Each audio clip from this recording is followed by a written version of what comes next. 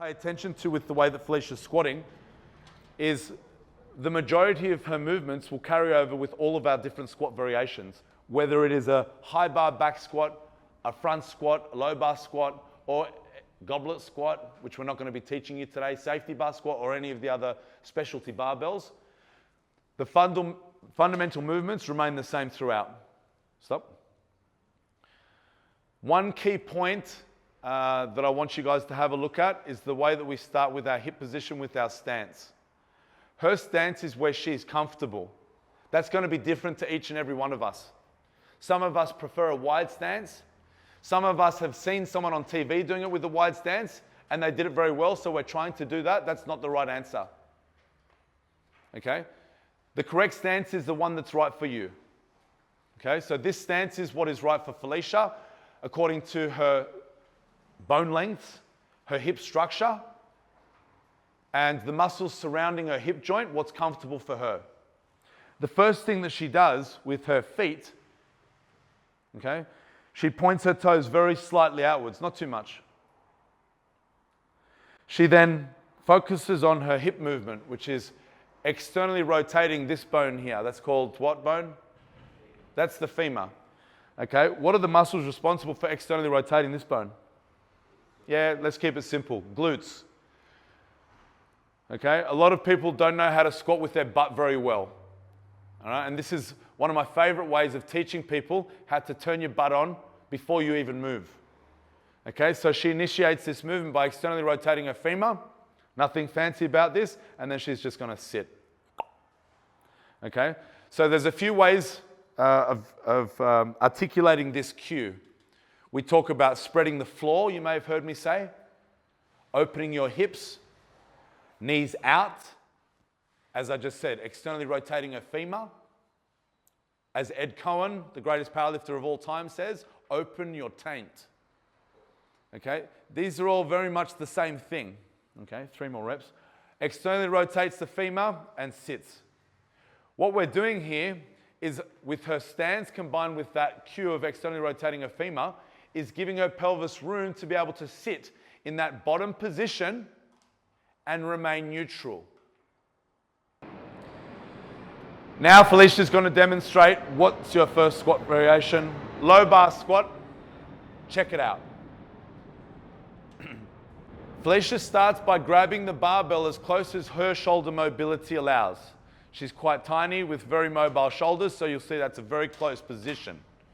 My shoulder mobility won't allow me to get there. Therefore, I hold it with a wider grip. But I'm still following the same cue.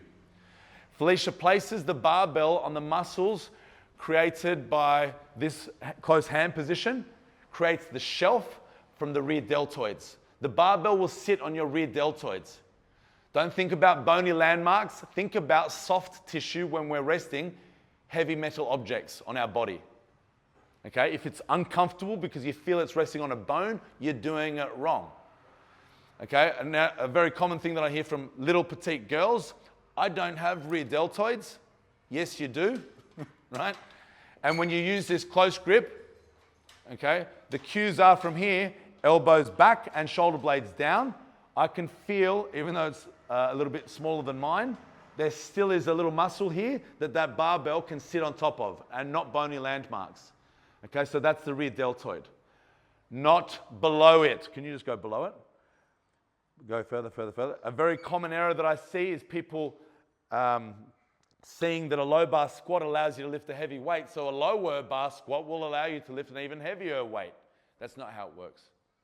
It needs to sit on the posterior deltoid, okay, on the shelf that we've created. If it sits below that, it's going to change all sorts of things. It's going to push our torso forward too far. And if you're training for a powerlifting competition, which isn't entirely what today's about, but if you are training for a powerlifting competition, the ref just won't let you do that. So it's not allowed to have the bar lower than rear deltoids in competition. And that's how we teach it. Okay? Felicia grabs the bar and holds it as close as her shoulder mobility allows.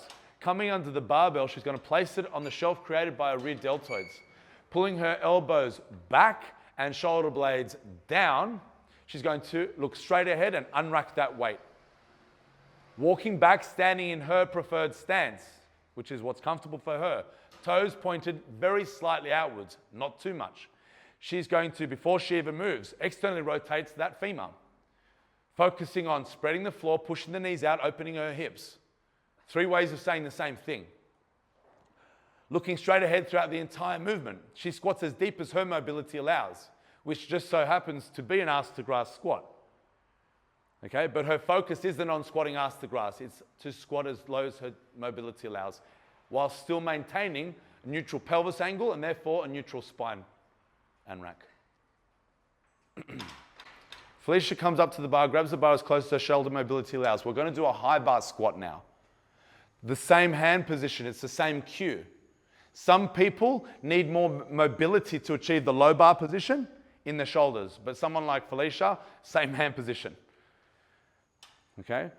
Coming under the bar, she places the barbell on her upper trapezius. Once again, we're resting heavy barbells on soft tissue, not bony landmarks.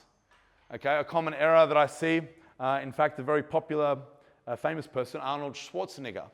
Go and have a look at pictures of him in his bodybuilding days, and you'll see his C7, which is his lowest cervical vertebra, is freaking swollen. Okay? And I'm of the belief that's from resting heavy barbells on his cervical vertebra. Felicia comes under the bar, placing the barbell on her upper trapezius, pulling the elbows back and shoulder blades down. Same cues, whether it's a high bar or a low bar. Okay, so that's retraction and depression of the scapula so that we can engage all of the right muscles of her upper back to increase the rigidity of her torso and stabilize her spine throughout the entire movement. Elbows back, shoulder blades down. Looking straight ahead, she's going to unrack that weight. 3 steps in her desired stance. We'll talk about the steps later. If it's 4, it's all good. Looking straight ahead, she's going to, before she moves, externally rotate that femur. Initiating the movement by spreading the floor, pushing her knees out in the same direction as her toes, opening her hips or opening her taint. There's 4 different ways of saying the same thing. Squats as deep as her mobility allows, which means as deep as she can go while still maintaining a neutral pelvis angle and therefore a neutral spine. Let's move on to the front squat. So, with the comparison of front squat to back squat, she's not able to manipulate her grip and elbow position to increase the tension in her upper back, which is a big weakness compared to the back squats when we look at the front squat. Okay? So she's going to place the bar behind the shelf created by her anterior deltoids. Okay, so that's right here. It doesn't sit on the belly of the deltoid. I'm going to elaborate that in a sec. Okay, looking straight ahead, she's going to lift her elbows up. 3 steps, 4's okay. Standing in her desired stance, which is toes pointed very slightly outwards. Typically, a front squat doesn't need for the stance to be as wide because it's a less hip-dominant movement. It's more of a quad-dominant movement. So she doesn't need to create more room for the hips to be able to sit in that bottom position because there's not as much hip joint extension, hip joint flexion. Okay? It's a quad-dominant, not a butt-dominant. Okay? Looking straight ahead, takes a big breath, lowers that weight under control to her full depth, maintaining neutral posture throughout the entire movement, and controls that weight straight back up again to the start position. If you don't have the mobility to perform any of these squat variations, I've got some good news for you. You don't have to do it. Okay? I love the squat. All right? And if you can perform all 3, I'm going to recommend that. But if you can't and you can only perform one of those squat variations, let's do that. If you can't perform any of those, don't break your body just because Bas likes squatting.